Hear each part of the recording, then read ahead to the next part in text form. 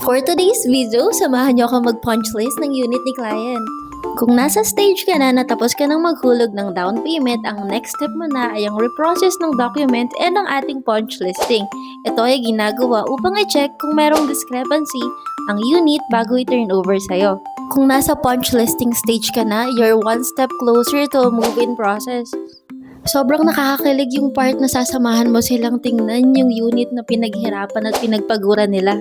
And we, together at the team, our engineer and yung loan document, sinamahan niya tayo para naman masagot yung mga questions ng ating future owners dito sa The Park at Lipa.